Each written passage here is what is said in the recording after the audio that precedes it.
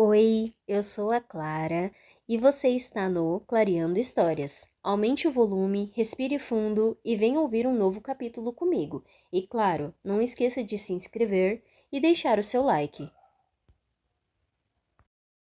No meio da noite. Capítulo 24. 5 minutos depois, estou batendo na porta da casa de Russ, sem me importar que seja muito cedo ou que esteja apenas de camiseta, samba canção e tênis enfiados de qualquer jeito nos pés, com os cardaços ainda desamarrados. Jennifer atende a porta ajeitando o roupão, o tecido se abrindo em volta de sua barriga de grávida. Seu olhar sonolento deixa evidente que acordei. Ethan, o que houve? Russ está em casa? Não, ele já foi para a loja. Tinha entregas para receber hoje cedo. Você ainda tem a chave reserva que meus pais deram a vocês, né? Ou a perderam? Quando eu tinha 10 anos, só os vizinhos das casas ao lado tinham chaves da nossa. Os Cham à direita e os Barringer à esquerda.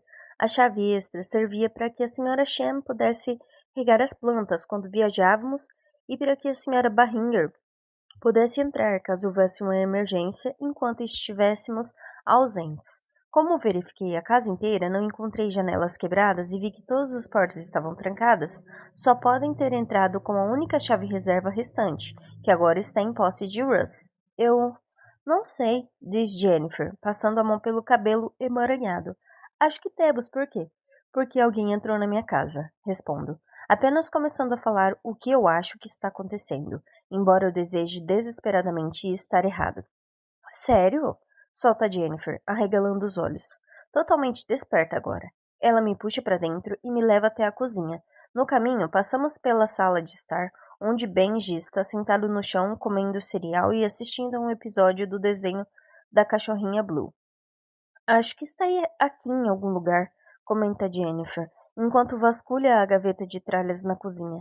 Levaram alguma coisa? Não. E é por isso que não acho que essa tenha sido uma invasão comum. Embora metade dos móveis esteja com meus pais na Flórida, um ladrão sem dúvida teria levado alguma coisa. Meu laptop no escritório, a TV na sala, minha carteira, que estava bem ao lado do caderno e da caneta. As únicas coisas que aparentemente foram tocadas. Não estou achando, comenta Jennifer, fechando a gaveta com quadril. Ela grita na direção do corredor. Misty, você sabe onde está a chave reserva da casa do Ethan? A mãe de Russ aparece na porta, parecendo que se levantou há horas. Suas roupas estão impecáveis e seu cabelo perfeito. A chave reserva? Está aqui, responde ela. Misty me guia de volta ao vestíbulo e à mesa lateral perto da porta da frente. Em cima dela, um abajur, uma caixa com correspondências e uma bandeja com várias chaves. A senhora Chan pega uma e me entrega. Olho para a etiqueta branca presa ao chaveiro. Ali, com uma letra da minha mãe, está meu sobrenome. E vocês trancaram a casa de noite? Pergunto, desesperado. Nenhum sinal de arrombamento? Temos um sistema de segurança, afirma Jennifer. Ficou ativado a noite toda. Talvez você devesse ligar para a polícia, sugere a senhora Chan, assim que devolvo a chave para ela. Obrigado, acho que vou fazer isso. No fim das contas, não preciso me dar a esse trabalho, pois enquanto volto andando para casa, com os cardaços ainda desamarrados, balançando em volta dos meus tornozelos, encontro o detetive Cassandra Palmer na minha porta. Sua presença inesperada e sem aviso faz minha ansiedade disparar novamente. Bom dia, Ethan, cumprimenta ela, enquanto observa meu visual, samba canção, camiseta e cabelo desgrenhado. Está tudo bem? Paro na calçada, tentando pensar na melhor maneira de responder a essa pergunta. Tenho vontade de dizer que não está tudo bem. Que, na verdade, alguém entrou na minha casa, mas não posso, porque não foi qualquer um que invadiu ontem à noite. A chave reserva que ainda está com o Shem prova isso. Um ladrão comum, humano, precisaria de meios para entrar, mas não Billy. Ele é uma sombra. Ele não precisa da chave reserva nem da porta destrancada para entrar na minha casa, subir a escada, ficar a centímetros do meu corpo adormecido enquanto escrevia no caderno Hakuna Matata Cara. Tive que dar um pulinho na casa ao lado, respondo. Enfim, pela sua expressão nada impressionada, fica evidente que a detetive Palmer não acredita em mim. Ainda assim, ela não diz mais nada, enquanto abre a porta e a guio para dentro. Pode ficar à vontade, digo. Vou subir rapidinho e vestir uma calça. Por favor, vista. comenta a detetive Palmer. No topo da escada, paro para tentar sentir a presença de Billy da mesma forma que senti na noite em que notei as luzes se acendendo e se apagando por Hairlock Circle. Se ele ainda estiver aqui, há uma chance de eu não precisar contar nada, detetive Palmer. Talvez ela note a presença dele por conta própria, mas Billy parece ter ido embora. Agora tudo o que sinto é o pesado silêncio de uma casa com um morador só. No meu quarto, o caderno está com a capa virada para baixo no carpete, onde eu o joguei depois de ver o que estava escrito lá. Evito olhar para ele enquanto visto a mesma calça jeans que usei na noite passada. Depois de jogar a água fria do rosto e das axilas, desço até a cozinha e começo a passar um café. Quer um pouco? Pergunta o detetive Palmer. Não, obrigada, não vou demorar. Só queria bater um papo rápido. Isso parece ameaçador. Olho para a cafeteira, onde um filete de café começou a escorrer para dentro da jarra. Ouvi dizer que você teve uma boa conversa com o detetive Patel ontem, comenta ela, depois que ele te pegou em flagrante invadindo a propriedade do Instituto Hawthorne. Acho que você ainda está convencido de que eles tiveram algo a ver com o assassinato de Billy. Mas eu não estou. Não mais. O que Fritz me contou ontem à noite faz sentido. Ele é um homem inteligente, inteligente o bastante para saber que não deveria desovar o corpo de uma criança na propriedade que ele gerenciava, como também acredito em sua afirmação de que Hans Hawthorne era velho e instável demais para fazer isso. O Instituto e todos os associados a ele foram rebaixados à condição de possíveis, mas improváveis suspeitos. Eu mudei de ideia, rebato. Você se importa em me dizer o que estava fazendo lá? Dando uma olhada. Minha equipe e eu já fizemos isso, retruca ela. Tecnicamente, ainda estamos fazendo. Se eu quisesse, poderia acusar você de interferir numa cena de crime. Eu me afasto da cafeteira, nervoso. Só porque Hagest se recusou a me prender não significa que ela não vai fazer isso. Eu não interferi em nada, só quero saber quem matou o Billy. Você já sabe, você estava lá quando o levaram. Mas eu estava dormindo. A detetive Palmer cruza os braços, o que eu acho bastante conveniente. Eu não sou mentiroso. Protesto. Eu não vi nada. Não tenho dúvidas de que você realmente acredita nisso, mas às vezes as pessoas esquecem as coisas por um motivo, principalmente crianças pequenas que testemunham algo muito confuso ou traumático, difícil de processar. Você acha que eu vi quem fez isso e deletei da minha mente? Você não acha? Devolve ela. É claro que cogitei essa possibilidade, assim como todos os profissionais de saúde mental com quem já conversei, mas nada jamais corroborou a ideia. Nem décadas de terapia, hipótese e análise de sonhos, incluindo o psicólogo infantil que me mostrou infinitos desenhos de barracas para caso um deles despertasse uma memória. Não é tão simples assim. Digo, ao café. Finalmente fica pronto. Digo, e finalmente o café fica pronto. Pego uma caneca e me preparo para me servir. Talvez você esteja certo. Talvez esse sonho recorrente que você continua tendo seja apenas isso, um sonho. Ou talvez seja uma memória reprimida que você tem por ter visto quem levou Billy. Uma memória que bagunçou tanto a sua vida que seu cérebro a deletou. Eu paro, segurando a cafeteira no ar. O que poderia ser tão dramático? Você ficaria surpreso. Pense em quem poderia ter sequestrado e matado Billy. Lembra que eu disse outro dia que o culpado pode ser alguém de Hairlock Circle? Lembro muito bem.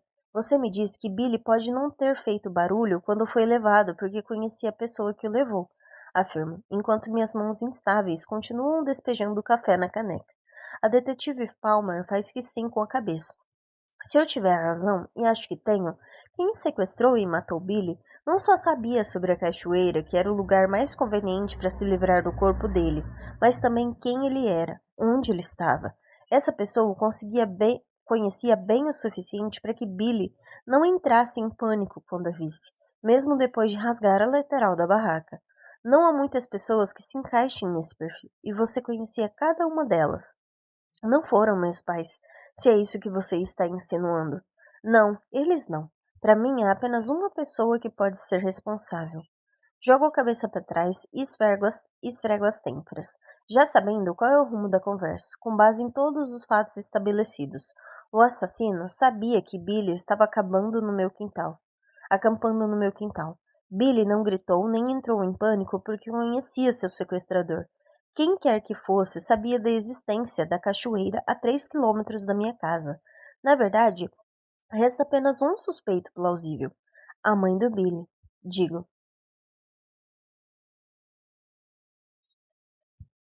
sexta-feira, 15 de julho de 1994, 19h45. O destino de uma mãe é se preocupar. Ninguém contou isso a Mary Ellen quando ela ficou grávida de Billy. Então foi uma surpresa quando, pela primeira vez, ela segurou em seus braços aquele serzinho choroso que não parava de se contorcer. E, em vez de ser preenchida de amor ou ternura, sentiu apenas preocupação, uma preocupação tão profunda que se entranhou em sua alma. Mary Ellen se perguntou o que faria se algo de ruim acontecesse com o menino. Agora ela sabe, assim como soube naquele dia, depois que o primeiro pensamento tenso se dissipou, que a preocupação é uma consequência do amor. O que ela ainda não sabe é o que fazer com isso. Achou que com o tempo esse sentimento passaria, mas nunca passou, nem depois que Andy nasceu, embora lhe tivesse garantido que com o segundo filho tudo fica mais fácil. Não na experiência dela. Ter mais um filho serviu apenas para aumentar sua ansiedade. Agora ela tem 2 meninos com que se preocupar, e hoje em dia há tantos motivos que tiram a nossa tranquilidade. A cada dia esse mundo fica mais maluco, disse Trish Wallace naquela mesma manhã, e Mary Ellen tem que concordar. Tudo, fora de Herlock Circle, parece estar saindo do controle, como o ônibus repleto de explosivos naquele filme que Blake e eles foram ver no mês passado. Massacre em massa, em Ruanda. Aquela linda patinadora artística, Nancy Kerringer, sendo atingida nos joelhos. O J. Simpson matando a esposa, o que cada célula do corpo de Mary Ellen sabe que é a mais pura verdade. Um homem inocente não tenta fugir do jeito que ele fez algumas semanas atrás. Como todo mundo, ela o assistiu pela TV dirigindo aquele Ford Bronco branco na rodovia por horas. Ela sentia um frio na barriga, de preocupação o tempo todo, temendo que a perseguição nunca acabasse, que ele continuasse dirigindo por todo o país, até chegar a Herlock Circle, onde nenhuma esposa e mãe estaria a salvo. É isso que a mantém acordada à noite, a ideia de que nenhum lugar é seguro. Coisas ruins podem acontecer e acontecem em todos os lugares, até aqui. Toda vez que ela vê Misty Chan, sente uma vontade de agarrar seus braços e sacudi-la até arrancar a verdade dela. Ela sabia que seu filho era um viciado? Fez algo a respeito? Sente culpa? Mary Ellen precisa saber, pois assim pode evitar que isso aconteça com os próprios filhos. Agora Billy está no andar de cima, arrumando-se para ir até a casa dos Marsh ao lado. Mary Ellen autorizou que ele fosse, embora continue preocupada com o homem desconhecido que foi visto vagando pela floresta ontem. Ela só deixou porque Billy está meio estranho, não exatamente revoltado, mas não exatamente feliz. Calado. Essa é a melhor palavra em que ela consegue pensar para descrevê-lo. Como se algo tivesse acontecido hoje mais cedo e Billy não tivesse certeza de como se sentir. Ele está escondido no quarto desde que entrou de fininho em casa no fim da tarde, provavelmente folheando aquele livro horrível de fantasmas, de cuja existência ele acha que Mary Ellen não sabe. Ela quase jogou fora quando o encontrou, mas Blake a impediu. Deixe o menino ficar com o livro, disse ele. É inofensivo. Mary Ellen zombou de seu argumento. Inofensivo? Você já viu? É mórbido. Todas aquelas fotos de fantasmas e espíritos malignos. O que é absolutamente viciante para alguém da idade dele. Todo menino passa por uma fase de interesse por coisas sinistras. Daqui a pouco passa. No entanto, na opinião de Mary Ellen, não parece uma fase. Billy se comporta como alguém obcecado, falando o tempo inteiro sobre fantasmas. Ela ficou chocada quando Blake o ajudou a se fantasiar de fantasma para o Dia das Bruxas. Ela não consegue entender como um menino tão doce quanto Billy consegue admirar algo tão assustador. Mary Ellen se aflige com a maneira como seu filho está mudando. Ela sempre pensou que Andy puxou ao marido, inteligente, astuto, até um pouco indiferente e solitário. Até recentemente, ela presumia que Billy havia puxado a ela, sensível, tão diferente dos outros meninos da vizinhança, tão parecido com o que ela costumava ser. Bem, como ela ainda é. Ao longo dos anos, ela aprendeu a reprimir suas excentricidades, a agir como todas as outras mães, a fingir ser normal. Na infância, Mary Ellen era a excêntrica da escola. Não que fosse totalmente excluída, seus colegas pareciam gostar bastante dela, mas sempre havia algo de estranho em seu comportamento, algo que a impedia de ser de todo acolhida. A mãe de Mary Ellen lhe dizia, ainda que de um jeito carinhoso, que ela sentia demais as coisas, que isso vinha de família. Nossas emoções são intensas, disse ela, quando Mary Ellen tinha mais ou menos a idade de Andy. Um exemplo perfeito era Stacy, a boneca de porcelana de Mary Ellen, ganhou de Natal quando tinha 8 anos. Seja muito cuidadosa com ela, instruiu sua mãe, quando a menina segurou Stacy pela primeira vez. Ela é frágil. Mary Ellen não sabia o que aquela palavra significava, e quando perguntou, a resposta perturbou. Isso quer dizer que ela pode quebrar muito facilmente, explicou a mãe. Um movimento errado e a boneca inteira se despedaça e não existirá mais. Apesar desse terrível aviso, Mary Ellen amava Stacy. Ela deixava a boneca em uma prateleira de frente para a cama. Então Stacy era a primeira coisa que ela via de manhã e a última coisa que via à noite. Quando Mary Ellen tirava Stacy da prateleira, era apenas para embalá-la com muita delicadeza por alguns minutos. A menina sabia que era muito arriscado fazer mais do que isso. Assim como sabia que, por mais cuidadosa que fosse, chegaria o dia em que Stacy se quebraria e deixaria de existir. Na mente de Mary Ellen, não era uma questão de se, mas de quando. No ensino médio, Mary Ellen aprendeu a esconder seu medo constante, pelo menos o suficiente para se virar e tocar a vida. Ela não era popular, mas tinha algumas amigas, namorava alguns garotos e, o mais importante, passava despercebida. Mas só porque conseguia esconder a preocupação, não significava que a preocupação tinha ido embora. O desassossego ainda estava lá. Um monstro à espreita, no escuro, esperando para aparecer no momento mais imprevisível. Hoje à noite, por exemplo. Enquanto Billy arrumava suas coisas, Mary Ellen liga para o marido, que está em uma conferência em Boston. Outra fonte de preocupação. Boston é tão grande, a viagem de carro é difícil e as pessoas... Bem, Mary Ellen se sente mal por estereotipar a população de uma cidade inteira, mas ela ouviu dizer que os bostonianos são grosseiros. Você acha mesmo que eu deveria deixar Billy acampar na casa de Ethan? Pergunta ela. Não vejo por que não, retruca ele. A resposta de Blake não a surpreende nem um pouco. Ele sempre foi mais tranquilo do que ela, uma característica que Mary Ellen considera ao mesmo tempo necessária e misteriosa. Não dava para os dois serem mais tensos do que as cordas de um raquete de tênis. No entanto, ela tão pouco é capaz de entender como Blake consegue viver sem se preocupar com quase nada. É porque tinha um homem desconhecido zanzando pela vizinhança ontem, insiste ela. Talvez ele ainda esteja por aqui, vigiando, escondido. Billy não vai acampar sozinho no meio da floresta, argumenta Blake. Ele estará com Ethan no quintal de Fred e Joyce. Tenho certeza de que eles ficarão de olho. Quando a ligação termina, Mary Ellen ainda não decidiu o que fazer, mas então Billy desce a escada com o saco de dormir enrolado debaixo do braço e o humor ainda indecifrável. Tem certeza de que está a fim de ir hoje à noite? Pergunta ela. Você pode muito bem ir na sexta que vem. Acho que sim. Mary Ellen suspira, desejando que o filho lhe contasse o que há de errado e que seu marido estivesse aqui, e não em Boston, e que ela fosse como as outras esposas de Herlock Circle, e conseguisse simplesmente relaxar por uma noite. Acima de tudo, ela gostaria de conseguir controlar coisas que estão fora de seu controle, porque sua preocupação profunda, exaustiva e infinita é demais para ela. Tudo bem, então, concorda ela, escolhendo abrir mão dessa batalha.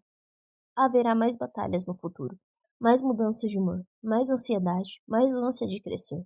O que é problema no caso de Andy? Isso irradia dele como calor em seu corpo. Tudo isso faz Mary Ellen desejar ser capaz de preservar os meninos como eles são agora. Dessa forma, permaneceriam os mesmos para sempre, e ela poderia se preocupar menos em vez de ficar parada, impotente, vendo seus filhos envelhecerem, saírem de casa, seguirem em frente. Divirta-se, diz ela, e então acrescenta uma última palavra que diria ao filho. Toma cuidado. Enquanto Mary Ellen observa Billy sair para o crepúsculo, seus pensamentos retornam a Stacy, a boneca de porcelana que ela tanto adorava quando criança. Quando tinha 10 anos, a espera pela inevitável destruição de Stacy tornou-se um fardo maior do que ela era capaz de suportar. Em vez de adiar, preocupar-se, afligir-se e finalmente perder a boneca antes de estar preparada para dizer adeus, Mary Ellen decidiu que era melhor resolver o problema por conta própria. Uma tarde, ela foi até seu quarto, pegou Stacy da prateleira e a embalou no colo pelo tempo que quis. Quando acabou, Mary Ellen deu um beijo na bochecha delicada de Stacy e entrelaçou sua cabeça de porcelana. E estraçalhou sua cabeça de porcelana. Depois disso, ela nunca mais se preocupou.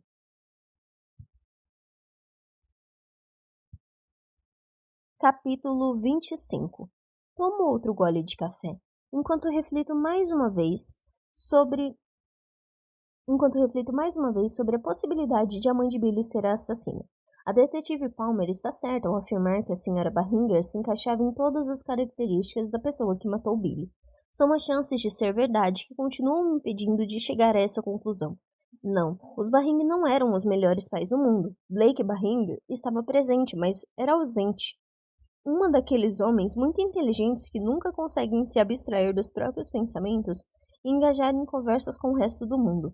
Para ser sincero, não consigo pensar em uma única vez em que batemos um papo só nós dois, apesar de termos tido muitas oportunidades. Já com a mãe de Billy, conversei muitas vezes. Ela era diferente à sua maneira. Mesmo quando criança, eu tinha a impressão de que Mary Ellen Barringer era uma pessoa frágil. Certa vez, ouvi minha mãe se referir a ela como pilha de nervos, um apelido um pouco cruel, mas preciso. Ela sempre parecia estar meio assustada, como se esperasse ver um fantasma a qualquer momento. A detetive Palmer não estava lá quando Mary Ellen Barringer arrastou Andy até o meu quintal e implorou a mim que eu me lembrasse de mais alguma coisa sobre aquela fatídica noite. Ela não viu a Sra. Barringer parecendo um fantasma com uma camisola e as meias de pares diferentes. Não sentiu seu aperto espantosamente forte em meus ombros, enquanto ela me sacudia até arrancar alguma lembrança de mim. Aquela mulher enlouqueceu de tristeza, não de culpa. A situação acabou ficando tão ruim que a Sra. Barringer teve de ser internada em um hospital pouco depois que os Barringer foram embora de Harelock Circle.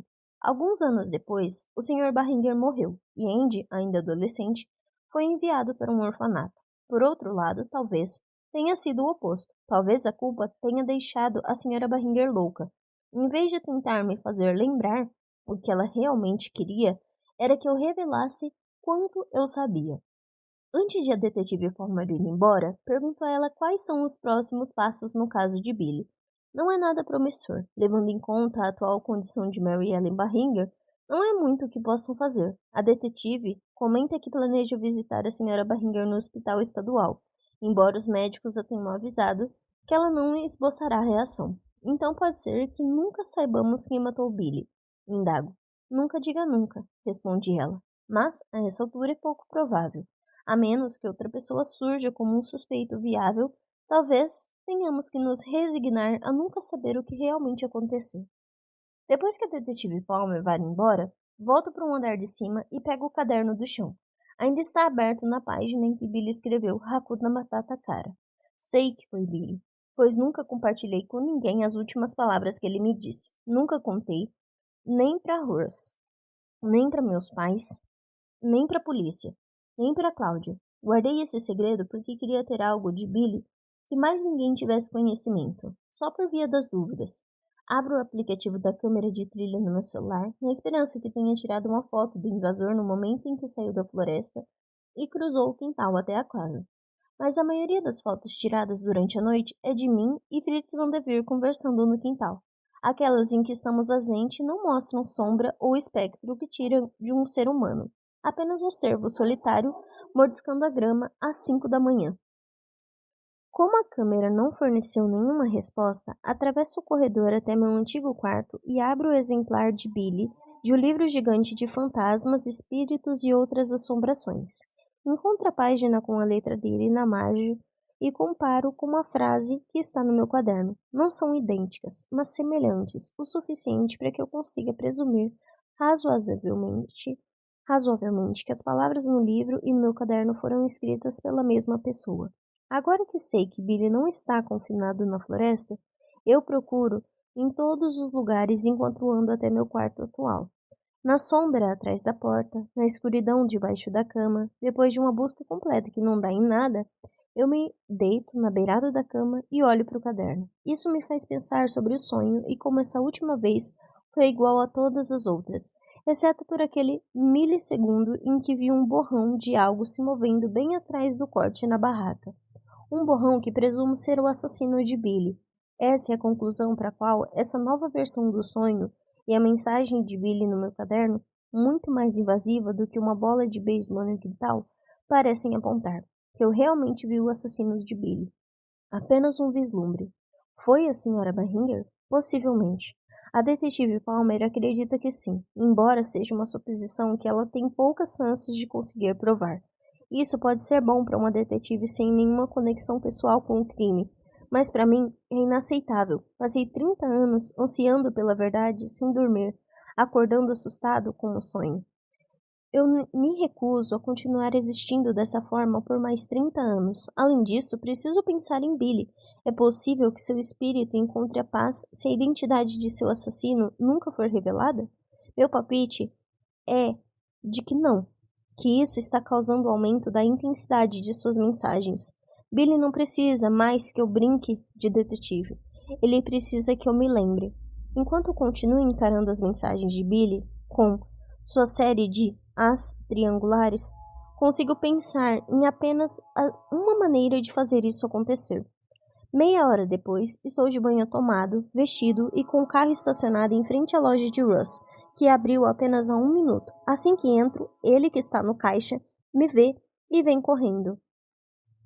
Oi, Jen me ligou. Você deixou ela meio assustada hoje de manhã.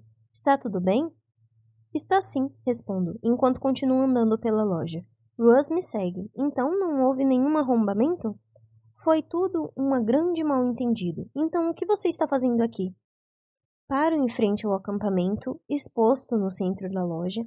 Ainda é tão cedo que Russ nem teve tempo de ligar os detalhes adicionais que davam um charme ao espaço. Nenhum som de grilos criquilando na pedra falsa. Nenhum ventilador soprando chamas de celofane na fogueira.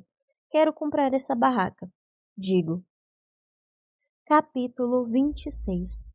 De acordo com as instruções, a barraca pode ser montada em 15 minutos. Acabou levando 2 horas. Mesmo assim, sei que fiz algo errado pela maneira como a barraca se inclina um pouco para frente, como se estivesse em uma clive, e não no mesmo pedaço plano de grama onde uma barraca semelhante estava há 30 anos. E com apenas um toque, ela desmorona em um amontoado de tecido alaranjado. Começo de novo, do zero. Penso em esperar Russ chegar em casa e pedir sua ajuda, mas seu comportamento na loja mais cedo me diz que ele traria mais perguntas do que assistência. Por que você precisa disso? Perguntou ele por telefone horas depois. É para o Henry Wallace. Respondo, inventando a desculpa na hora ao me lembrar de Henry dentro da barraca quando visitamos a loja dias antes. Achei que ele poderia gostar.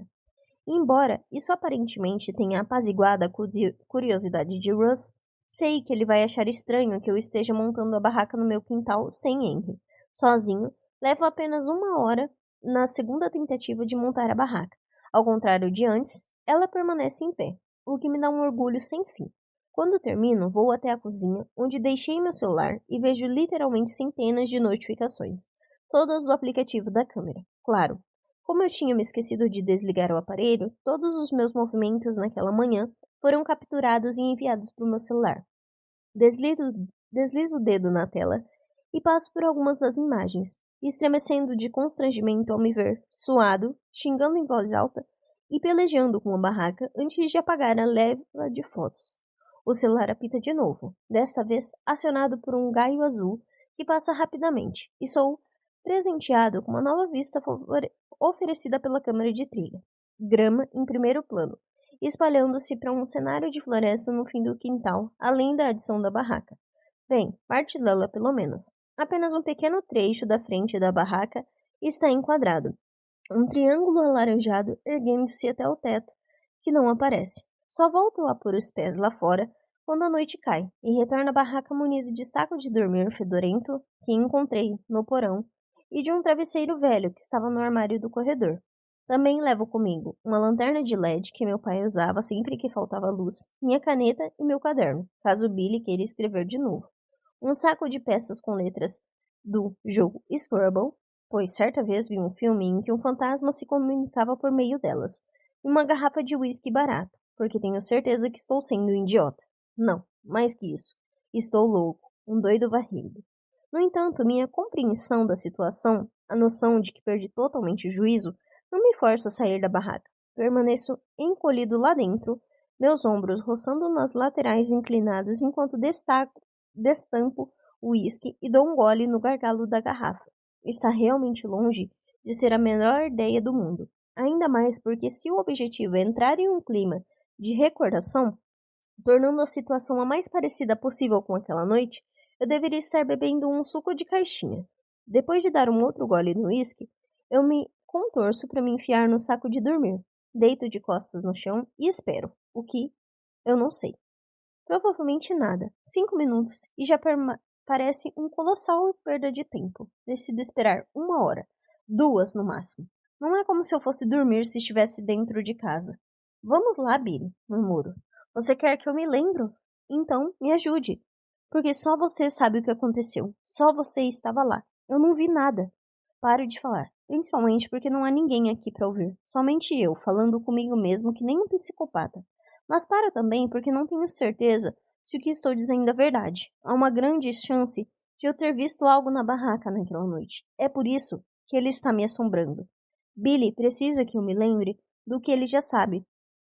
Que eu conte às pessoas que precisam ser informadas que eu seja sua voz, agora que ele não tem mais uma. Tudo bem, digo, aparentemente falando comigo mesmo, mas na verdade me dirigindo a Billy. Vou fazer o meu melhor. Eu me remexo, desconfortável. Apesar do acolchoamento do saco de dormir, o chão é mais duro do que eu esperava. Sem contar que é um pouco irregular, eu me viro para a esquerda, tentando me equilibrar, e olho para o teto abobado da barraca. Percebo que esta é exatamente a visão que eu tinha aos 10 anos. Eu me lembro de ter observado as sombras reunidas ali, como estão agora, uma escuridão vagamente ameaçadora pairando sobre o interior da barraca. Embora isso evoque uma dúvida de lembranças, minha mãe trazendo os s'mores feitos no forno, a maneira como a porta da barraca retinha o calor de junho, nenhuma delas me parece crucial. Elas certamente não lançam luz sobre as nebulosas memórias retratadas no sonho. O screech, o momento em que Billy foi puxado para fora da barraca. Sem dúvida, nenhuma pista da pessoa responsável por ambos. Eu me remexo de novo, tento recomeçar. De repente, me ocorre que fitar o teto da barraca pode ser uma distração e que eu deveria me concentrar em como o espaço afeta meus outros sentidos. Como é o som dentro da barraca? Qual o cheiro? Qual a sensação do ambiente? Pensando que a chave para desbloquear minhas lembranças está na aura da barraca e não em pistas visuais, fecho os olhos e respiro fundo algumas vezes para relaxar. Em seguida, eu me concentro. A princípio, não noto nada além do cheiro da barraca nova que me circunda. Um misto de saco plástico e luva de látex. O odor é forte o suficiente para me fazer franzir o nariz. Depois que me acostumo, porém, outras coisas surgem. O criquilar de um único grilo, mais alto que os outros, sugerindo que está bem ali perto. O toque de grama que ainda pode ser sentido sob o saco de dormir. E o chão da barraca. O próprio ar preso, estagnado e quente, que me cobre, como um segundo saco de dormir. Gotas de suor se formam nas minhas têmporas. E tenho meu primeiro flashback da noite da qual estou tentando me lembrar com todas as forças. Eu, dentro da barraca fechada, por um zíper, esperando Billy chegar, perguntando-se se ele virá mesmo depois de tudo que aconteceu horas antes. Um frio na barriga de culpa, sensação com a qual eu me tornaria intimamente familiarizado ao longo dos 30 anos seguintes. Porém, naquele momento, ainda era algo estranho, perturbador. Eu me lembro da minha preocupação de que algo ruim tinha acontecido com meu amigo, que ele ainda estava preso naquele porão e que eu nunca mais o veria. Mal sabia eu que em breve isso se tornaria uma realidade. Ouço um barulho vindo do lado de fora da barraca, um suave sussurro de movimento, tão tênue que não consigo dizer se é real ou uma lembrança. Em seguida, ouço de novo, mais perto dessa vez, e fico tenso dentro do saco de dormir. Algo entrou no quintal. Ouço o rindo novamente, mas parecido com um sussurro do que com uma corrida pela grama. No fundo do meu bolso, um barulho irrompe do meu celular. Ping. Contraio meu corpo inteiro, pois sei o que significa. Billy chegou. Sexta-feira, 15 de julho de 1994, 8h05. Sozinho, Ethan se encolhe na barraca, tremendo de nervosismo, após passar pelas horas mais agonizantes de sua jovem existência. Tudo começou quando ele voltou para casa, após concordar com os outros em não contar a ninguém sobre Billy ter sido pego no Instituto Hawthorne. Sua chegada assustou a mãe, que ainda estava na cozinha, fitando a parede. Ethan esperava que ela lhe perguntasse na mesma hora sobre a discussão com Russ, Ashley e Ragesh, que ela, sem dúvida, testemunhara da janela da cozinha. Mas nada aconteceu. Ela tampouco tocou no assunto de mais cedo. Quando ele a viu chorando na cozinha, algo que o menino tinha certeza de que ela faria. Em vez disso, sua mãe simplesmente se levantou e continuou seu dia, limpando a cozinha e preparando o jantar.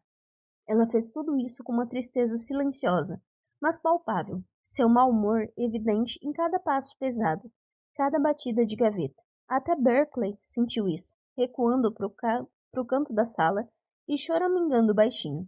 Ethan tentou escapar subindo para seu quarto enquanto o pai pegava a barraca laranja no porão e a montava no quintal. O menino observou da janela do quarto, surpreso com o lembrete de que Billy e ele tinham combinado de acampar à noite. Tinha esquecido completamente e se perguntou se Billy também.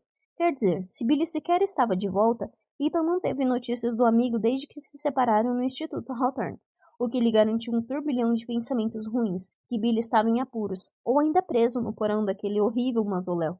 Talvez estivesse morto. Se assim fosse, seria tudo culpa de Ethan. Afinal, ele abandonou Billy lá em vez de se juntar ao amigo e encarar a punição. No jantar, Ethan quase não comeu. Beliscou apenas uma fatia de pizza de mussarela enquanto afastava a náusea. Você não está com fome? Perguntou sua mãe, e não de uma forma preocupada. Era aborrecimento que Ethan ouviu na voz dela, o que fez o frio em sua barriga aumentar. Na verdade, não, respondeu o menino, mal conseguindo pronunciar essas 3 palavras muito simples. Dividido entre a vontade de confessar tudo e o medo de se meter em confusão, ele estava com dificuldade para falar. Você não está doente, está?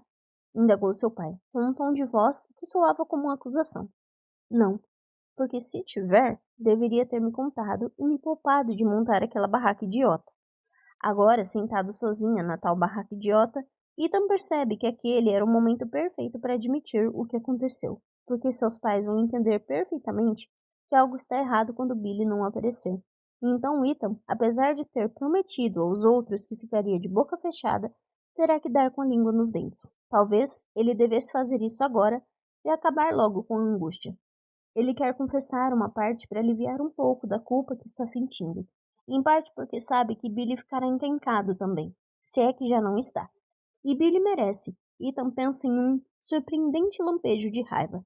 Russ estava certo quando disse que era tudo culpa de Billy. Nada disso teria acontecido se ele não os tivesse levado ao Instituto Hawthorne, aonde ele tinha ido ontem, e não contou a Ethan, porque ele estava muito ocupado sendo amigo de Russ. Ethan começa a tremer de novo, resultado de todas essas emoções conflitantes. Ele se sente arrependido, culpado, assustado e furioso, tudo ao mesmo tempo. Orbitando tudo isso, há um sentimento de desejo. Ele deseja continuar sendo o melhor amigo de Billy, assim como deseja que Billy seja, bem, diferente. Quando os Mahingers se mudaram para casa ao lado, Ethan ficou intrigado com a excentricidade de Billy. Foi revigorante conhecer alguém de sua idade que era tão singular. Agora, Ethan se preocupa com o que acontecerá se o amigo continuar essencialmente do jeito que é. No que ele vai saber. Depois de hoje, não que ele vá saber. Depois de hoje, ficará chocado se Billy voltar a falar com ele. Mais um motivo para aceitar a situação e contar aos pais o que aconteceu. Decidido, Ethan começa a sair, rastejando da barraca e se detém quando percebe algo completamente inesperado. Lá, imóvel, no quintal, está Billy.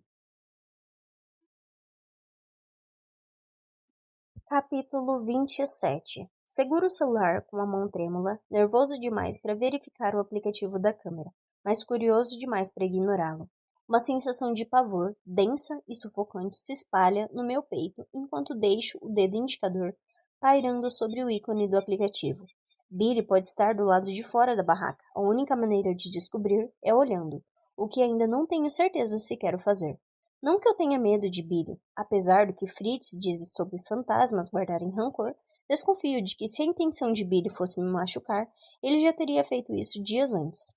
Mas também não estou livre do medo, compreensível, considerando que estou lidando com um fantasma. Billy, ou seja lá o que está no quintal, ainda está lá. Continuo ouvindo em meio ao criquilar dos grilos. Eu não vou saber como lidar com o que está lá fora enquanto não ver com os meus próprios olhos e confirmar do que se trata. Com um toque na tela, o aplicativo da câmera ganha vida. Desvio os olhos, concentrando-me em tudo, menos na imagem no meu celular, nos meus dedos, na borda do aparelho, no nível da bateria, no canto superior direito. Finalmente, sem ter mais nada para observar, semicerro os olhos e dou uma espiada na tela. Vejo a imagem, agora tão conhecida, no quintal, à noite e... um cervo, a uns 70 centímetros da barraca, pastando no gramado. Meu corpo inteiro estremece, tenso, relaxa de súbito. Um suspiro de alívio escapa de mim. Até solto uma risada, pois a situação toda é absurda. De repente, o cervo do lado de fora da barraca dispara para longe. Ouço o barulho assustado de seus cascos pouco antes do celular, que ainda estou segurando, explodir mais uma vez em som. Ping. Dessa vez não é hesitação. Meu olhar se aproxima diretamente da tela e da última foto tirada pela câmera de trilha. O cervo se foi, contudo nada mais tomou seu lugar. A imagem no meu celular mostra um gramado vazio, árvores atrás dele, metade da barraca em que estou sentado atualmente preenchendo o lado esquerdo do quadro. Então, o que acionou a câmera de trilha? Ping. Uma nova foto chega enquanto ainda estou olhando a anterior. Uma troca de imagens que seria perturbadora se as duas fotos não fossem exatamente idênticas. Eu até alterno entre elas, certificando-me de que não são a mesma. Não são, porque na mais recente há algo que não se vê no anterior, uma sombra na floresta, mais escura do que outras sombras próximas, e com formatos diferentes também. Eu me inclino para frente, apertando os olhos para a tela, tentando ver melhor. Ping! A imagem muda novamente, e desta vez é perturbador, porque em vez de um gramado vazio, a câmera capturou um rosto, a centímetros da câmera, olhando diretamente para ela. Ao ver isso, dou um pulo que sacode a barraca inteira e solto uma série de obscenidades. Puta que pariu, porra! Nossa, senhor Mash, quanto palavrão! Diz uma voz, conhecida, do lado de fora da barraca. Olho novamente para a tela do celular e desabo de alívio. Não é Billy, mas outro menino de 10 anos, Henry. A calmaria dura pouco, porque a porta da barraca de repente se abre, provocando outro, porra, assustada. Outro palavrão, comenta Henry, enquanto enfia a cabeça dentro da barraca, as lentes dos óculos refletindo o alaranjado. Vejo que o senhor comprou a barraca. Comprei, respondo, levando a mão ao peito numa tentativa de acalmar meu coração acelerado. Eu vi na loja e não resisti. Henry examina o interior da barraca. Posso entrar? Pergunta o menino, daquele seu jeito adorável. Claro. Eu chego pro lado para que Henry possa se juntar a mim, certificando-me de esconder a garrafa de uísque sob o saco de dormir. Pode ficar à vontade. O menino entra rastejando e se deita com as mãos atrás da cabeça. Isso significa que estou acampando agora? Acho que sim, respondo. Você nunca acampou? Não, minha mãe diz que coisas ruins acontecem com quem acampa. Embora isso seja verdade em Herlock Circle, sei que não é o caso em outros lugares. Ainda assim, admiro a tentativa de Ashley de fazer Henry querer evitar acampar a todo custo. É mais seguro assim. Eu acampava muito aqui quando eu era criança, comento, esticando-me ao lado de Henry, impressionado ao constatar que quão mais alto que ele eu sou, e ainda mais impressionado ao me dar conta de que já fui pequeno como ele. Sr. Marsh, não é estranho acampar no próprio quintal? Não sei, Sr. Wallace, replico, enquanto cutuco a lateral de seu corpo com o cotovelo. Você acha estranho? Eu acho formidável. Olho fixamente para as sombras, reunidas no espaço pontiagudo onde os lados da barraca se encontram, questionando a inteligência da compra que fiz. Eu tinha grande esperança de estar na barraca. De alguma forma, evocaria lembranças da noite em que Billy foi sequestrado. Porém, quanto mais tempo passo aqui, mais duvido que isso aconteça. Não é tão fácil se lembrar de algo que somente insiste em esquecer. Décadas de sessões de terapia fracassadas me ensinaram isso. Você pode vir aqui quando quiser, ofereço a Henry, imaginando que seja possível transformar em rivalidade a desculpa que Daisy ao Russ para comprar a barraca. Você pode vir aqui quando quiser, ofereço a Henry, imaginando que seja possível transformar uma realidade a desculpa que dei a Russ para comprar a barraca. Assim, a compra não teria sido um total desperdício depois que meu estranho experimento inevitavelmente fracassar. Pense que esta barraca é um lugar tranquilo onde você pode ler ou se esconder de sua mãe. Como se convocada pela menção de seu nome, ouço pessoas na grama, seguido pela voz de Ashley. Henry, cadê você? Estamos aqui, anuncia Henry, em voz alta. 10 segundos e um farfalhar de porta da barraca depois. Ashley está ajoelhada no chão, olhando para nós dois com expressão confusa. O que vocês estão fazendo? Estamos acampando, diz Henry. Ashley olha para mim. Estou vendo. Henry, fique relaxando aqui por um minuto enquanto eu falo com a sua mãe. Começo a sair da barraca me rastejando, lembrando-me de pegar o uísque.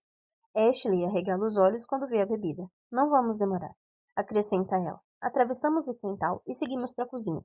O que é que está acontecendo, Ethan? Mandei Henry vir aqui perguntar se você queria jantar com a gente. Em vez disso, encontro vocês dois em uma barraca. Desde quando você tem uma barraca? Questiona Ashley, assim que fecho a porta que dá para o quintal. Desde hoje de manhã, respondo. Achei que me ajudaria a lembrar. Lembrar o quê? Quem matou Billy? Ashley puxa uma cadeira da mesa da cozinha e se joga nela. Você realmente acha que isso vai acontecer? Não sei. Provavelmente não. Então por que está fazendo isso? Porque Billy me disse para fazer.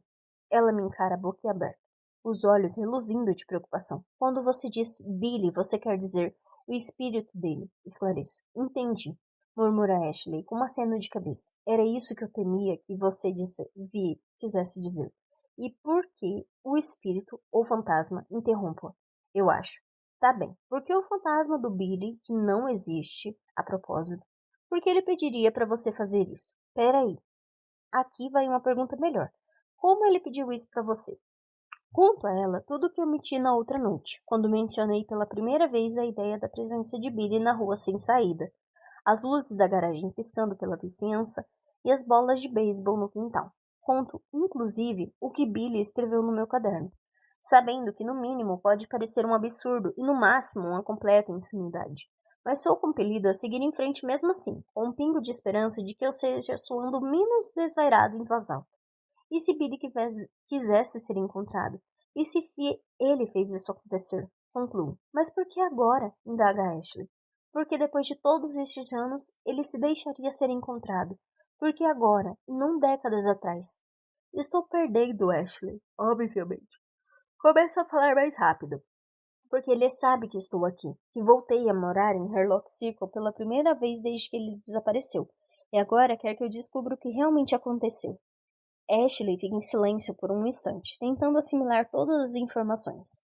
Seu olhar preocupado mudou um pouco, aproximando-se do medo. O que não está claro é se ele está com medo, por mim ou de mim. Você realmente acha que o fantasma de Billy está pedindo para você solucionar o assassinato dele? Acho. Você sabe que isso só acontece em filme, não sabe? Diz ela, que na vida real, crianças fantasmas não instigam as pessoas a resolver o assassinato delas. Mas digamos que você esteja certo. Não é o caso, isso é loucura. Mas por hora, digamos que o fantasma de Billy esteja de fato assombrando seu quintal e jogando bolas de beisebol aqui, onde um fantasma conseguiria uma bola de beisebol. Uma excelente pergunta, sobre a qual eu não ponderei e para a qual não tenho uma resposta lógica. Não sei, respondo. Mas isso aconteceu. E eu não sou a única pessoa que percebeu. Você ouviu seu pai na outra noite. Ele disse que viu Billy. Eu já falei para você não dar ouvidos a ele. Meu pai não costuma saber nem em que ano estamos, afirma Ashley, quase não conseguindo proferir as palavras. Hoje ele me perguntou o que minha mãe estava fazendo para o jantar. Ela morreu faz anos, Ita, e foi como se ele nem soubesse. Sinto muito. Você não sabe da missa metade, comenta Ashley, sem nenhum tom de raiva, acusação, e sem esperar nem compaixão. É simplesmente uma afirmação que sugere incalculáveis camadas de sofrimento. E tudo o que eu queria fazer, o motivo de eu ter vindo até aqui, era convidar um amigo de longa data para jantar na esperança de poder esquecer essa situação por alguns minutos. Em vez disso, você encontrou um maluco falando de fantasmas. Você não é maluco. Ashley solta um longo e exasperado suspiro. Sendo bem sincera, seria mais fácil de lidar se você fosse. Mas dá pra ver que você acredita de verdade nessa história. Acredito mesmo, confirmo, com uma rapidez surpreendente. Pelo amor de Deus, estamos falando sobre o fantasma de Billy. A ideia em si deveria pelo menos me fazer parar e refletir. Mas não é isso que acontece, não mas. Mesmo que seja loucura, eu acredito. Afinal, quem mais poderia ter feito isso? Quem mais poderia ter entrado nessa casa com todas as portas e janelas trancadas e escrito no meu caderno algo que só Billy e eu sabíamos que ele disse? Ashley responde com um triste balançar de cabeça. Eu não sei. E quem está jogando bola de beisebol no meu quintal? Algo que Billy, e somente Billy, costumava fazer? Alguém que está pegando uma peça cruel, responde Ashley. Ou talvez seja você, Ethan. Já pensou nessa possibilidade?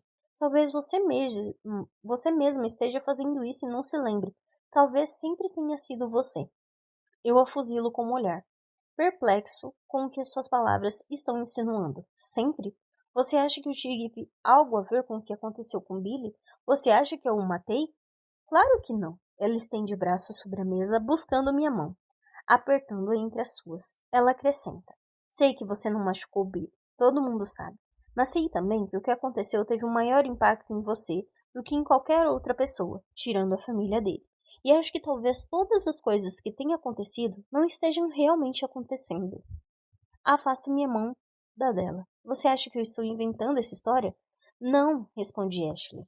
Acho que é possível que você esteja fazendo isso de forma inconsciente, tipo sonambulismo. Você mesmo pode ter escrito naquele caderno, e você mesmo pode ter colocado aquelas bolas de beisebol no seu quintal e depois esquecido tudo. Por que eu faria isso?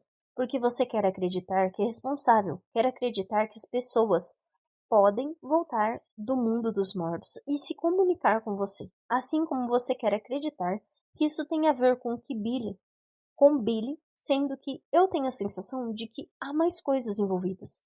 Como assim? Do que está falando? É claro que tem a ver com Billy, e nada a ver com sua esposa? Sinto meu corpo ficar dormente. Quando Ashley pega minha mão novamente, mal consigo senti-la. Eu sei o que aconteceu com a Cláudia, Ethan. Eu sei que ela morreu. Capítulo 28. A princípio, não digo nada. Nenhuma palavra consegue resumir de forma adequada como é perder seu cônjuge. Sobretudo, quando acontece de um jeito tão inesperado, quando você se enganou e pensou que ainda teriam décadas juntos. Sim, Cláudia e eu estávamos passando por um momento difícil quando ela morreu, discutindo sobre não querer ter filhos, nos perguntando se depois de 15 anos de casamento não éramos quem pensávamos ser. Mas eu sabia. Embora Cláudia tivesse mudado de muitas maneiras, ainda era a pessoa que conheci naquela festa na faculdade. Eu não tinha dúvidas de que daríamos certo.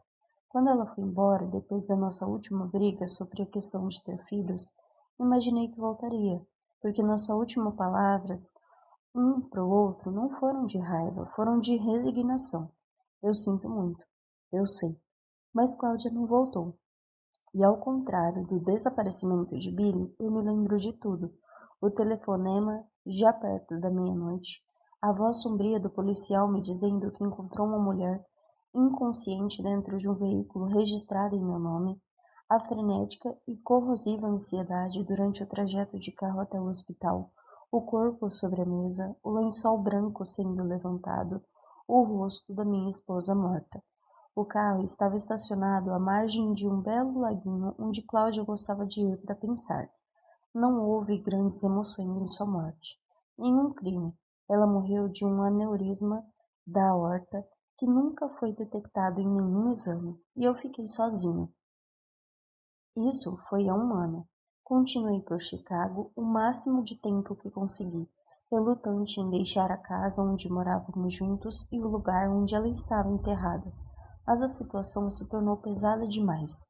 A dor, a tristeza, o estresse de tentar ser forte, sendo que cada célula do meu ser queria desmoronar. Então, quando meus pais me disseram que iriam se mudar e sugeriram que eu voltasse para a cidade e ficasse com uma casa, eu aceitei, mesmo sabendo que lembranças ruins sobre Billy me aguardavam. Essa é a ironia da situação em que me encontro. Billy não foi a perda mais devastadora da minha vida, foi Cláudia. E quando me vi forçada a decidir quais lembranças seriam mais fáceis de enfrentar, escolhi as de Billy. Se eu soubesse que o próprio Billy ainda estava me esperando aqui, eu teria mudado de ideia. Infelizmente, não consigo fazer Ashley mudar de ideia. Você acha que isso tem a ver com a Cláudia, Digo, usando o pulso para enxugar as lágrimas que ameaçam escorrer dos meus olhos. Meu Deus, eu me sinto tão burro, tão fraco. E isso porque Ashley não sabe que eu nunca cancelei o plano de celular de Cláudia, que eu ainda ligo pro número dela só para ouvir o som de sua voz e fingir que ela não se foi. Eu continuo enviando mensagens para Cláudia como se ela ainda pudesse lê-las. E com o Billy também, corrige Ashley. A tristeza do luto é estranha assim mesmo. Faz com que as pessoas pensem em coisas que não deveriam pensar, ou que acreditem em coisas que no fundo sabem que são impossíveis.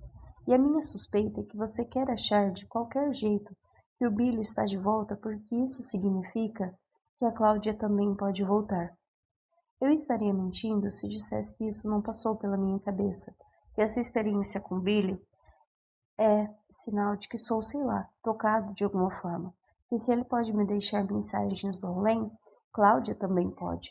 Agora, porém, essa hipótese ficou um pouco desconexa por causa de tudo que Fritz van der Veer me disse ontem à noite.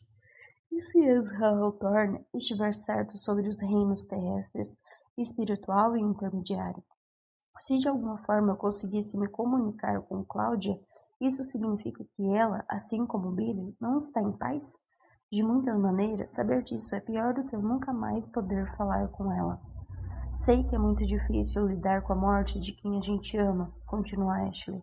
Fiquei arrasada quando minha mãe morreu, e sinto saudade dela todos os dias, mas também aprendi a deixá-la ir embora. E se eu não conseguir? Indago. Você pode pelo menos tentar. Ashley se levanta e me dá um abraço tão caloroso e terno que me corta um pouco o coração quando termina. Talvez seja esse o objetivo de tudo. Em vez de ser Billy tentando fazer você solucionar o assassinato dele, talvez seja seu subconsciente dizendo a você que é hora de dizer adeus aos dois. Em seguida, ela volta para o quintal e busca ele na barraca. Ele me dá um aceno pela janela, retribuo o gesto pensando no que Ashley acabou de dizer. Talvez ela esteja certa e tudo isso seja culpa minha. Não sei como eu teria esquecido que joguei algumas bolas de beisebol no quintal, mas não seria a primeira vez que minha memória teria falhado. Quanto a dizer adeus, estou disposto a tentar, não por mim, mas por Cláudia. Sei que ela odiaria me ver assim. Sei que ela gostaria que eu fosse feliz. No meu novo quarto,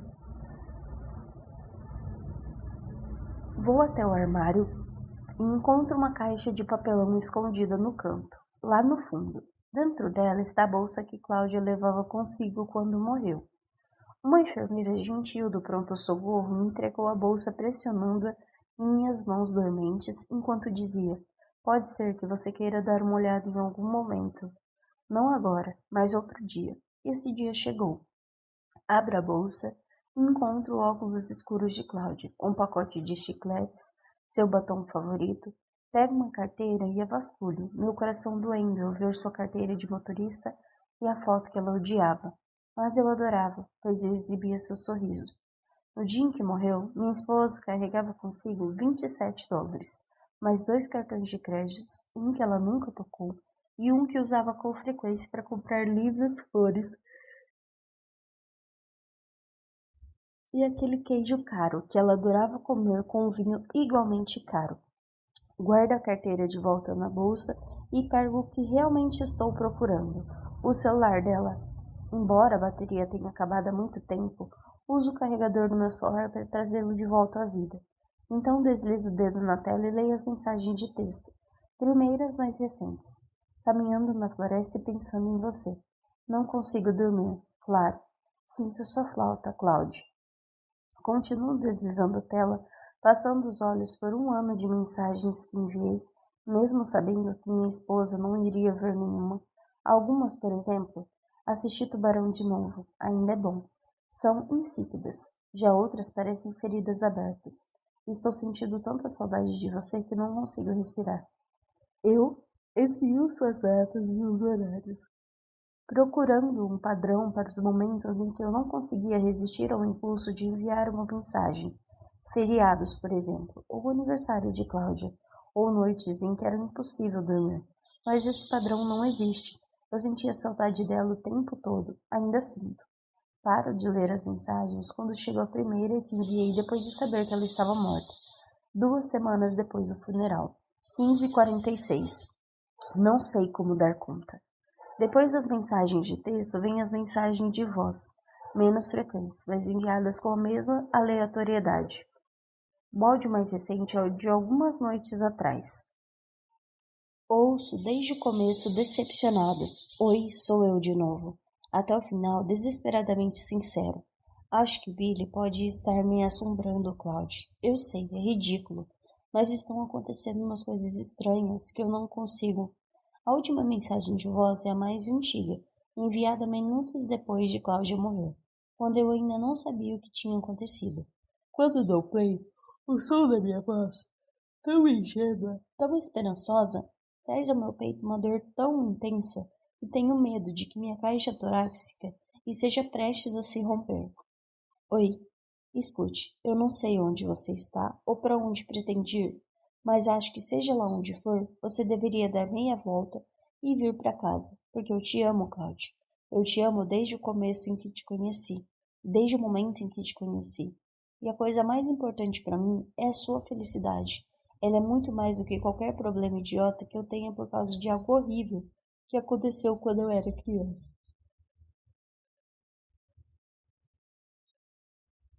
Acho que eu arranjo várias desculpas para não lidar com tudo o que me assusta por causa do que aconteceu com o Billy. E ser pai me assusta pra cacete. Mas você é mais corajosa do que eu, sempre foi. Então, se ter um filho vai te fazer feliz, acho que a gente deve fazer isso. Vamos ter um filho. Por incrível que pareça, consigo passar a maior parte do tempo sem chorar. Só quando ouço essas últimas 4 palavras, vamos ter um filho, é que perco totalmente o controle. Enquanto as lágrimas escorrem, imagino a realidade em que tudo contido nessa mensagem acontece. Cláudia chega em casa, fazemos amor, uma criança é concebida. Cuidamos dos preparativos, planejamos e tornamos a casa um ambiente seguro para um recém-nascido. Compramos móveis demais e finalmente trazemos para casa um menino que se vira a ser alguém não muito diferente de Henry Wallace, inteligente, doce e um pouco estranho, alguém exatamente como Cláudia e eu. Então a fantasia acaba e sou puxado de volta para uma realidade em que estou sozinho e segurando o celular da minha falecida esposa. Faz sentido, pois esse basicamente foi meu modo de vida padrão nesse último ano. Imagino um futuro congelado nessa suposição. Os anos passando rápido e eu permanecendo exatamente igual. E quando me dou conta de que chegou a hora de dizer adeus, pego meu celular e ligo para o número de Cláudia. Na minha outra mão, o celular dela toca e meu nome aparece na tela. Quando a chamada vai para a caixa postal, me forço a falar. Oi, Cláudia. Sinto um aperto no peito de tristeza quando percebo que nunca mais vou digitar a ela dessa forma. Eu preciso te contar algumas coisas. E eu conto. Digo a Cláudia quanto a ama, quanto ela significa para mim, quanto ela me fez feliz, mesmo que às vezes eu não demonstrasse. Quando meu tempo acaba e a mensagem é cortada, continuo falando. Os minutos se passam, depois 1 hora, por fim, término.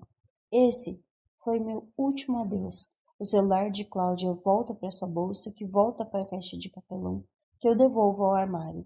Em seguida, pego meu celular e apago as informações de contato de Cláudia, um ato que suga todo o ar do meu peito.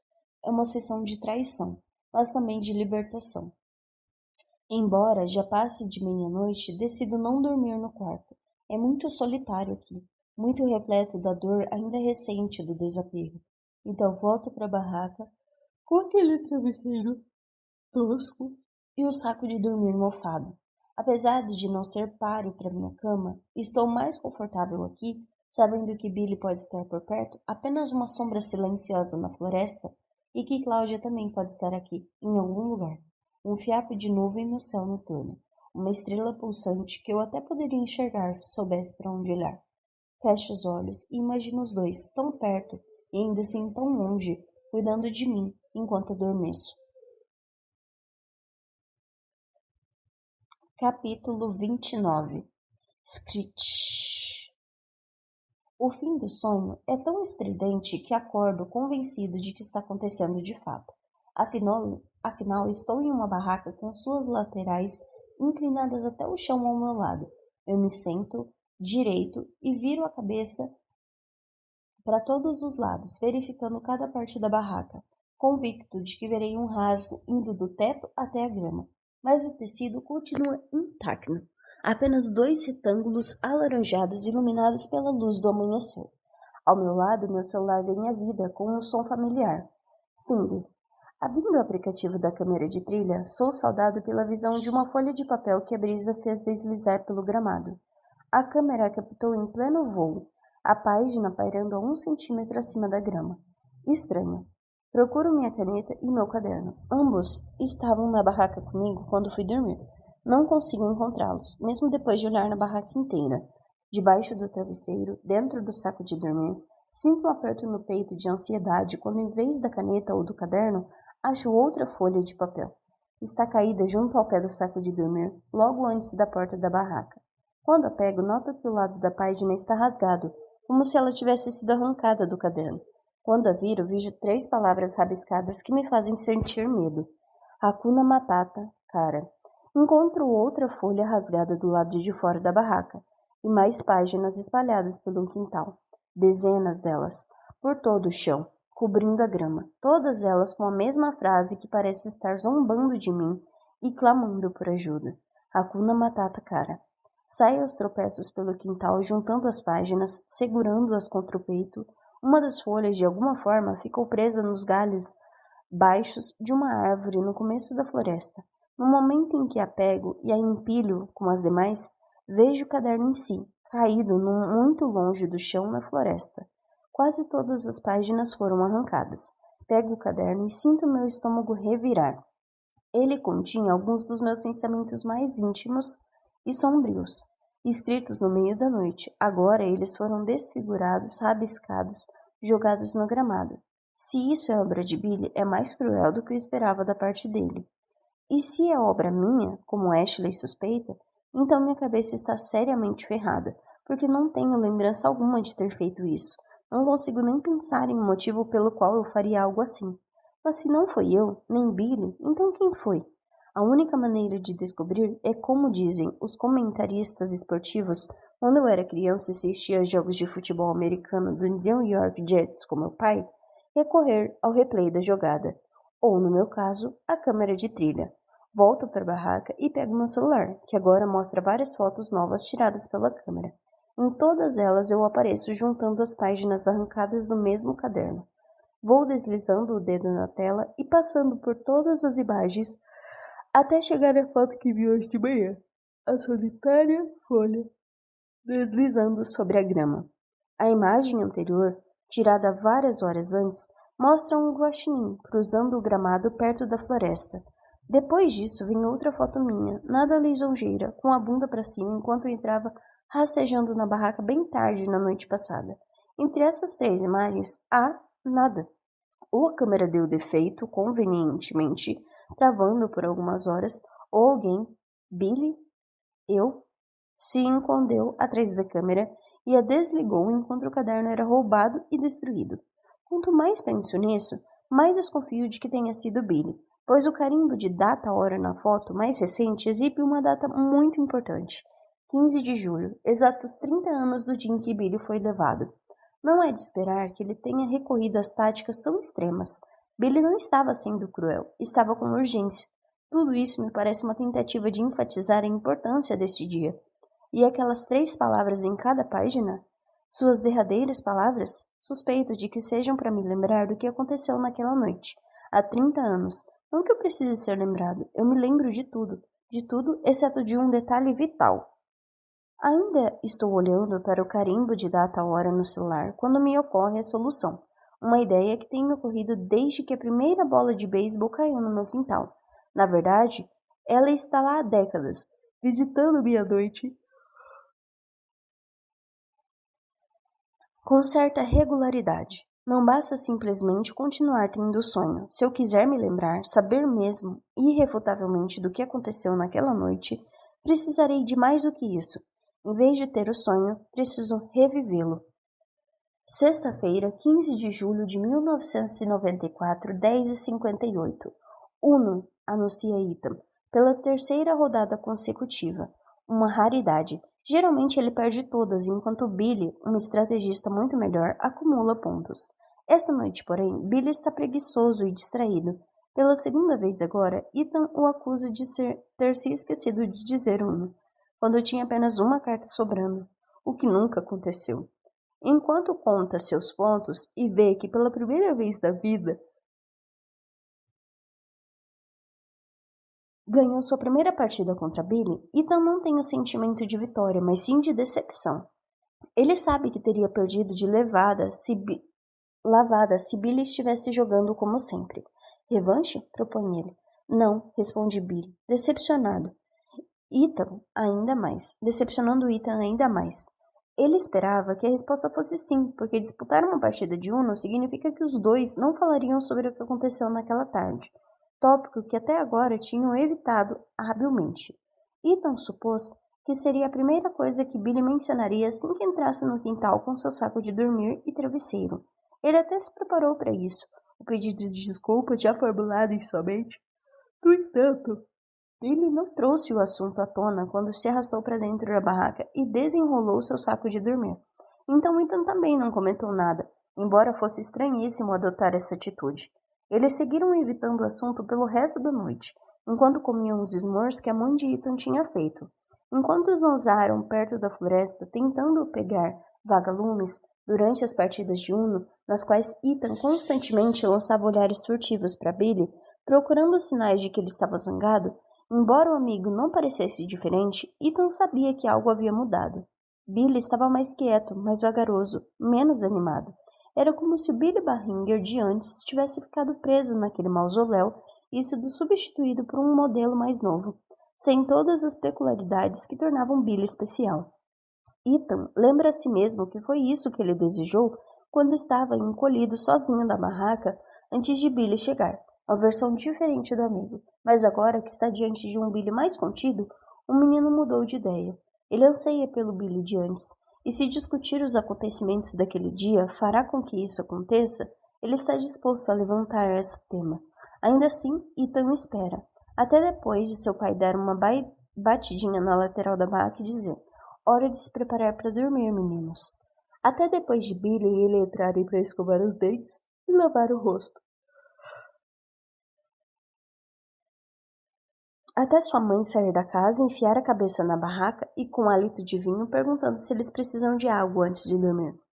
Ethan espera apagar a lanterna e ficarem apenas Billy e ele enfiados em seus sacos de dormir. O silêncio tão denso e sufocante quanto a noite de julho. Finalmente, quando o silêncio é tão perturbador que Ethan acha que vai começar a berrar se permanecer assim por mais um segundo, ele pergunta, com um tom de voz um pouco mais alto que um sussurro: brigaram com você hoje? Como assim? Pergunta Billy, embora saiba exatamente do que Ethan está falando. Ethan se senta. Por ter sido pego lá, o que aconteceu? O que eles fizeram? Nada, responde Billy, com um tom entediado, como se não pudesse acreditar que o amigo está tocando nesse assunto agora. Aquele cara de terno não estava zangado? Insiste Ethan. Ele parecia zangado. Não estava, afirma Billy, e sua resposta lacônica novamente deixa Ethan querendo saber mais. Mas o que ele disse? O que aconteceu? Nada, repete Billy, esticando a palavra para dar ênfase. Nada. Eles me disseram que eu não deveria estar lá e me deixaram vir embora para casa. Ainda que a resposta não satisfaça Ethan, ele sabe que deveria pelo menos se sentir aliviado. Se nada aconteceu, não há necessidade de ele se sentir culpado. Se não há danos, não há problemas, sem grandes consequências. No entanto, o comportamento do amigo sugere que houve dano, ou pelo menos algo que o mudou drasticamente. Então sua mãe não sabe o que aconteceu. Não. E eles não chamaram a polícia. Não. Agora, Ethan só tem mais uma pergunta a fazer. Uma pergunta que se refere não à tarde passada, mas ao dia anterior. Por que você não me contou o que foi lá ontem? Por que você se importa com isso? Questiona Billy, finalmente se sentando para que Ethan e ele fiquem cara a cara. Ethan acende a lanterna sem se importar que seus pais possam ver da casa a barraca iluminada. Pelo jeito, estranho como ambos têm agido, provavelmente não vão se importar. Porque nós temos e contar um para o outro essas coisas. Eu fiquei magoado por você não me contar. É o que ele quer dizer. Mas seu orgulho, sua imaturidade e uma recusa em ser vulnerável mesmo na frente de seu melhor amigo o impedem de fazer isso. Então por que você foi? Pergunta ele em vez disso. Você não vai acreditar em mim, responde Billy. De repente, bate uma tristeza profunda em Ethan, porque ele sabe do que Billy está falando. A coisa que todos menos Billy sabem que não existe. Você acha que tem fantasmas lá? Eu sei que tem, afirma Billy. Fantasmas, não. Ethan interrompe o próprio raciocínio, frustrado. Ele se pergunta se realmente estava falando sério quando desejou que o amigo mudasse. O dia todo ele sentiu o vínculo dos dois se desfazendo aos poucos, como uma corda que, de tão desgastada, está quase arrebentando. Por que você me deixou lá? Questiona Billy, sussurrando a pergunta que Ethan já esperava. Eu não queria. Você fugiu, dispara Billy, arfando, e dá um soluço de dor que até Ethan consegue ouvir. Ele acha que houve outra coisa também, não dentro da barraca, mas do lado de fora, um vago farfalhar no quintal que pode ser de um animal, embora ele presuma que a barraca, o brilho da lanterna e as vozes assustariam os bichos. Todo mundo fugiu, justifica Ethan baixinho, num fraco argumento de defesa. Sem mim? Aborrecido, Ethan sente um calafrio. Por que você já tinha ido lá? Responde ele, gritando. Você foi lá, sem me avisar, foi pego e agora está me culpando por isso? A gente nem deveria ter ido até lá para começo de conversa e você sabia disso. Eu te disse, eles falam com fantasmas? Eles não existem, não são reais, Billy. Isso é tudo mentira, uma besteira do cacete. Ethan fecha a boca, atordoado por ter falado um palavrão em voz alta pela primeira vez. Não é, diz Billy, com a voz sumindo aos poucos, o que faz Ethan se sentir cruelmente triunfante, pois ao contrário dele, Billy não consegue nem xingar. Por que você não pode ser normal? Indaga Ethan. Por que tem que ser tão esquisito? Por que você tem que ser sempre uma aberração? Se você gosta tanto de fantasmas, por que não morre e se torna um? A expressão de Billy é a de quem acabou de levar um tapa em cheio na cara. Ele fica desnorteado, sua boca escancarada e seus olhos de repente vazios. Ethan acha que vê lágrimas nele.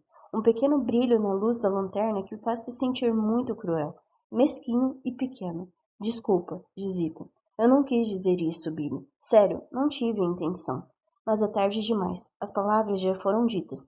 E Ethan sabe que elas estarão sempre lá. Um tênue fantasma assombrando a amizade dos dois. Se há que haverá alguma relação depois dessa noite? Ethan não culparia Billy por nunca mais falar com ele, mas Billy fala, murmurando. Está tudo bem. Não está. Eu não deveria ter falado isso. Eu sei. Então, você me perdoa? Do outro lado da barraca, Billy abre um sorriso forçado. Hakuna Matata, cara. Capítulo 30. Você tem certeza de que quer que eu rasgue a barraca com esta faca? Pergunta Cassandra Palmer de pé no meu quintal, segurando a faca mais afiada que eu consegui encontrar na cozinha. Tenho, respondo. A detetive fita o triângulo alaranjado na frente dela. Mas é uma barraca bonita, deve ter sido cara. Não vou negar, me sinto pouco à vontade fazendo isso. Não vou te culpar, eu juro. E estou apenas dando a você a opção de encontrar outra pessoa. Você é a melhor pessoa para este trabalho.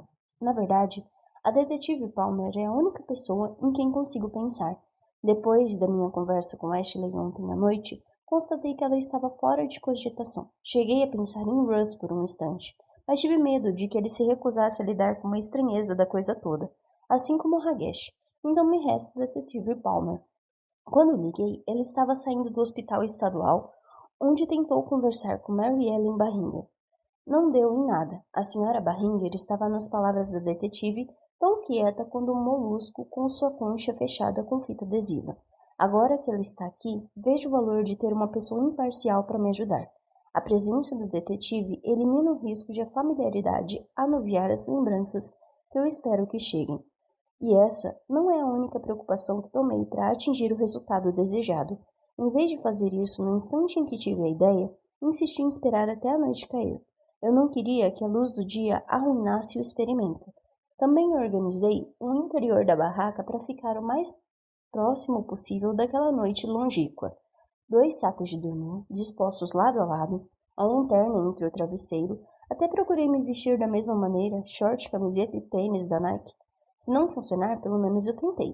Enquanto o detetive Palmer se posicionava ao lado da barraca, passo a ela uma foto que imprimi da internet mais cedo.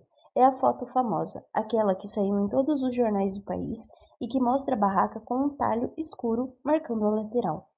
A detetive dá uma olhada e ergue as sobrancelhas, como quem quer fazer uma pergunta. É para ficar mais verossímil, explico. Tenta fazer o corte o mais parecido possível com o da foto. E se eu errar? Então tudo será em vão. No entanto, não dou essa resposta.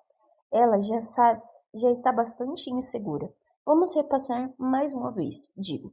Você precisa esperar até você estar dentro da barraca, completa o detetive Palmer com um meneio de cabeça. E não posso avisar a você quando eu for cortar. Eu vou apenas cortar, completo, ficando os joelhos na frente da barraca, preparando-me para entrar. Quando uma ideia me ocorre, talvez seja melhor esperar até eu dormir. A detetive balança a cabeça. Você quer dormir durante o negócio? A ironia não passou despercebida por esse insônia, mas me parece a melhor estratégia. Para evocar lembranças da noite em que levaram Billy, preciso replicar aquele contexto o máximo possível. E como eu estava dormindo quando o evento que mais tarde se tornaria o sonho ocorreu, é lógico que eu deveria dormir agora. Como é que vou saber que você está dormindo? Não faço a menor ideia. Você vai precisar dar um jeito, respondo. Ouça minha respiração, ela deve ser um bom indicador. Eu provavelmente não deveria te contar isso, mas tem um pouco de Zolpidem que confisquei na minha bolsa, revela a detetive, absolutamente séria. Tome um comprimido do sedativo, um pouco de uísque e você vai dormir como uma pedra. Comigo costuma funcionar, embora eu esteja tentado em aceitar e cada vez mais intrigado com a vida pessoal do detetive, recuso a oferta. O objetivo aqui é despertar enquanto a barraca está sendo aberta, e não entrar em coma. Tudo pronto? Pergunto. A detetive me encara. Alguém consegue realmente estar pronto para algo assim, Ethan? A resposta é não, ainda mais em meio a tanta incerteza. Não tenho ideia se vou me lembrar de alguma coisa quando ela cortar a barraca. Não sei nem se vou conseguir dormir, mas preciso ao menos tentar. Esta noite, o 30º aniversário da noite em que Billy foi sequestrado, parece o momento mais provável para minha memória produzir algo tangível.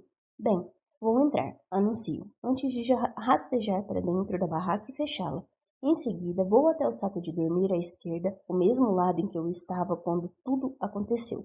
Eu me enfio nele e bato na lateral da barraca, um sinal para a detetive Palmer recitar as palavras que eu a instruí a dizer quando eu estivesse pronto. Hakuna Matata, cara, diz ela, relutante.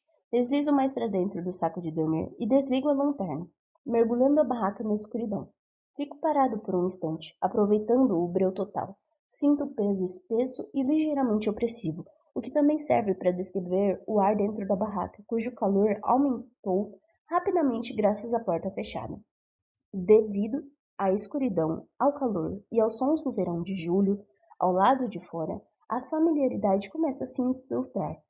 Pode não ser uma reconstituição exata, mas a sensação se assemelha à daquela noite. Agora é hora de dormir. Fecho os olhos e tento não pensar em nada. Concentro-me em tudo o que me lembro de ter sentido naquela noite. As cócegas de um fio de suor na minha nuca, o grilo mais perto da barraca, um cri-cri bem alto, o cheiro e a combinação do doce e enjoativo da terra, ar viciado e 2 meninos após um longo dia de verão. Por incrível que pareça, acho que está funcionando. Eu me vejo chegando mais perto do sono enquanto os elementos em meu entorno parecem desaparecer, um por um. Primeiro as paredes da barraca, logo seguidas pelos sacos de dormir ao meu redor e o chão abaixo de mim. Meu travesseiro é a última coisa a escorregar para o nada. E quando isso acontece, eu me sinto como um homem pairando no espaço. Então eu ouço. Screech. Abro os olhos de repente, ajustando-os a uma escuridão diferente da que estava lá quando eu os fechei. Agora está mais claro, uma névoa cinza, como se eu estivesse preso dentro de um filme em preto e branco. Só que não é um filme, é o sonho. E eu não o estou reencenando, estou dentro dele. Meu entorno fica mais claro conforme meus olhos se ajustam ao breu. Ainda estou dentro da barraca, só que não é a mesma que está no meu quintal agora. Esta é a minha barraca antiga, a que a polícia levou como evidência quando eu tinha 10 anos. Eu até me sinto como se tivesse 10 anos, mais leve, mais jovem, sem preocupações na cabeça. O peso de 30 anos adicionais e todo o estresse, culpa o sofrimento que os acompanhavam se foram. Culpa e o sentimento que os acompanhavam se foram. Eu literalmente me sinto como meu antigo eu, o que me encheria de alegria se eu não soubesse o que viria a seguir, mas eu sei. O script fez questão de me lembrar. Olho para minha esquerda e para o saco de dormir, que é um amontoado em forma de bino. Ao lado dele, um longo corte percorre a lateral da barraca. É tão parecido com um ferimento que eu meio que espero ver sangue jorrando a qualquer momento. A parede recém-rasgada da barraca ondula levemente e o talho escuro se alarga, só um pouquinho. Espio por entre o corte, mesmo sabendo que não vou ver quem está ali atrás. Nunca consegui ver. Dessa vez, porém, algo está diferente. Tem alguém ali. Eu vejo o rosto. Eu o reconheço. Por uma fração de segundos, nossos olhares se encontram. Não. Se a palavra é falada ou meramente pensada, não sei dizer. Da minha perspectiva, parece a mesma coisa, um ruído alto e enfático, ecoando dentro de mim. Não, não pode ser ele. Em choque, eu abro e fecho os olhos com rapidez, e tudo se dissipa. O passado é substituído pelo presente, e pelo novo corte nesta nova barraca. Vislumbro parte da detetive Palmer me observando do outro lado, como um Volzier. Funcionou? Indaga ela.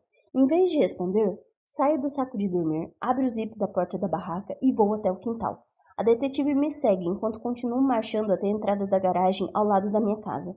Quando passo pela garagem, a luz de segurança acima dela se acende de supetão, banhando-me com uma claridade, minha sombra se estendendo até o meio-fio. Ela encolhe quando chego à calçada, depois se estica novamente quando corro até outra casa na rua sem saída. Percorro o gramado, subo os degraus da varanda. Bato com força na porta, até que uma fresta se abre e Russ-Chan espia, nervoso. Ele parece, na verdade, uma versão mais velha da pessoa que vislumbrei atrás do rasgo da barraca 30 anos atrás.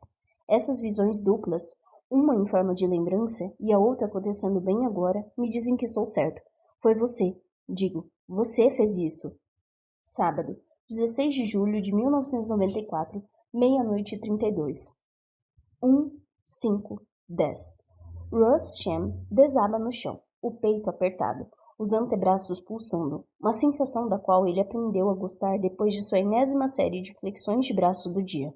Ele gosta especialmente da maneira como isso desopila sua mente. Não há raiva quando ele faz exercícios físicos, nenhuma sensação de inferioridade, apenas o esforço de obrigar seu corpo a passar de um ponto de resistência.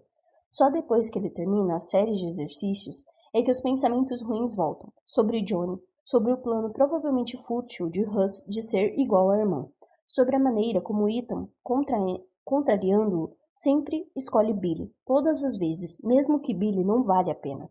Agora ele se arrepende de ter seguido Billy mais cedo naquele dia, fingindo gostar dele, pois achava que isso faria Ethan vê-lo de uma forma diferente e decidir que os três poderiam se tornar melhores amigos. Porque ainda são apenas Ethan e Billy acampando no quintal de Ethan.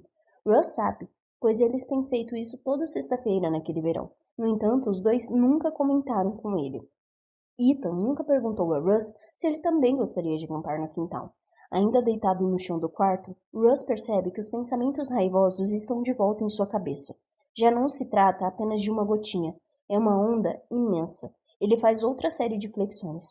1, 5, 10. Mas não adianta. Em vez de acalmá-lo, as batidas de seu coração o deixam impaciente e irritado. Ele se pergunta se Ethan e Billy ainda estão acordados, se estão falando sobre ele agora, tirando sarro dele. Sem pensar muito, Russ sai do quarto, esgueira-se pelo corredor, tomando cuidado para não acordar os pais que dormem em quartos separados em lados opostos do corredor, uma normalidade que o faria se sentir humilhado se alguém descobrisse. Ele desce a escada e sai no quintal, onde consegue ver o topo da barraca de Ethan despontando acima da cerca viva. É tudo tão injusto que ele deseja ir batendo o pé até aquele quintal e desmontar a barraca para que Ethan e Billy nunca mais possam acampar sem ele. O que ele conclui não é uma ideia tão ruim. Russ bola um plano que se desenrola em seu cérebro como um filme de rolo. Se ele destruísse a barraca de Ethan e convencesse seus pais a comprar uma para ele, então poderia convidar seu vizinho para acampar pelo restante do verão. Russ sabe que quanto mais ele pensar sobre isso, mais cedo seu plano cairá por terra. As dúvidas já se insinuam. Sorrateiras. Será que ele conseguiria mesmo convencer os pais a comprarem uma barraca? Será que sua mãe o deixaria dormir fora de casa? Então ele para de pensar. Em vez disso, entra em ação. Volta para dentro de casa e pega uma faca na gaveta da cozinha repleta delas.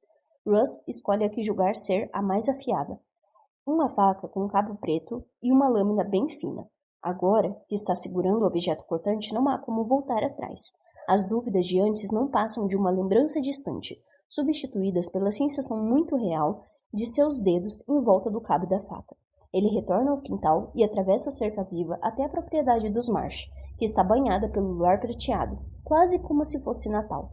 E não meados de julho. Naquele brilho invernal está a barraca, escura e silenciosa.